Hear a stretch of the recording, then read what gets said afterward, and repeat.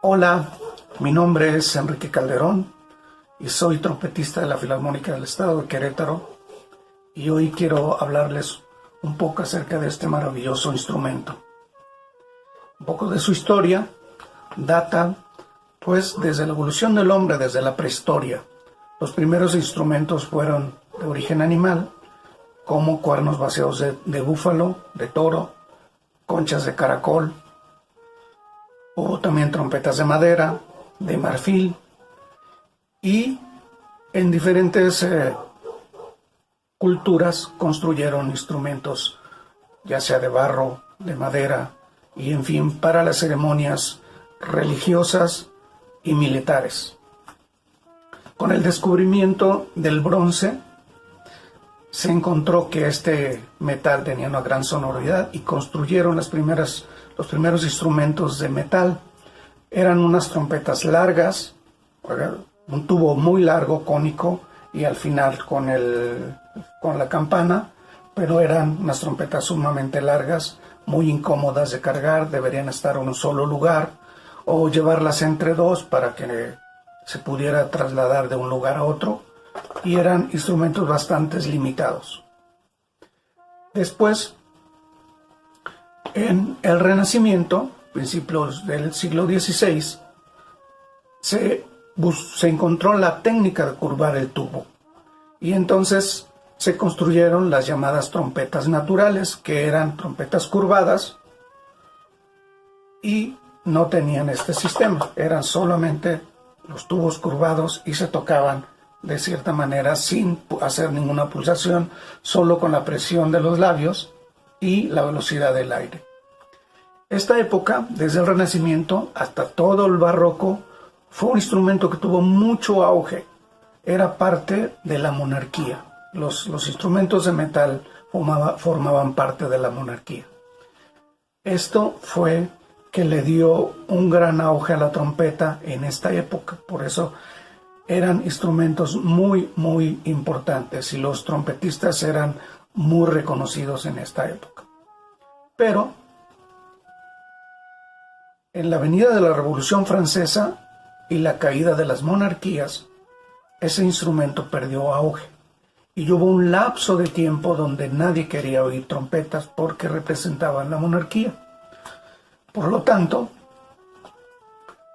no fue importante este lapso después de la música barroca. Pero bueno, el hombre continuó haciendo composiciones y en fin, y ya Beethoven, ya Mozart empezaron a utilizar este instrumento en muy pocas ocasiones, solo para tocar ciertas notas que era el instrumento que podía dar.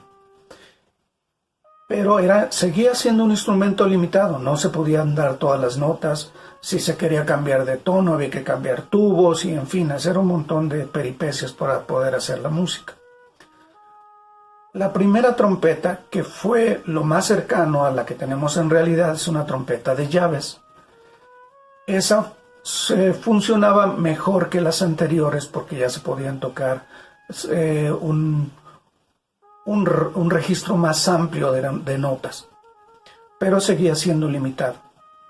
Hasta que un constructor de metal, de instrumentos de metal, un constructor alemán llamado Henry Soster, construyó una trompeta llamada trompeta alemana con un sistema de rotación. Se pulsa una palanca y hace este tipo de rotación y hace que los tubos se conecten unos con otros. Y esa fue una trompeta cromática. Fue de las trompetas más importantes que dieron un auge importante a la trompeta. Y en este mismo siglo, 1839, también en Francia se registró una trompeta de pistones, como este sistema que tiene pistones cilíndricos que suben, que bajan, y tenemos tres, con la cual al hacer pulsaciones el aire se cambia por los diferentes tubos de la trompeta y hace que se produzca todos los 12 sonidos que se requieren en la música para tocar en todas las tonalidades. Por eso que en esta época fue el inicio de la trompeta moderna que alcanzó a los demás instrumentos como el violín, como el clarinete, la flauta, que ya eran instrumentos bastante más avanzados que la trompeta. Y ahora tenemos esta trompeta muy importante en todos los estilos y en todo el mundo, desde la música regional hasta los grandes conciertos de los teatros más importantes del mundo. Entonces, a grandes rasgos, esta es la trompeta, la historia de la trompeta, y ojalá esto les ayude para en estos lapsos que estamos pasando de cuarentena por el problema mundial. Entonces, ojalá les sirva y les ayude un poquito del conocimiento acerca de la historia de la trompeta. Y para mostrar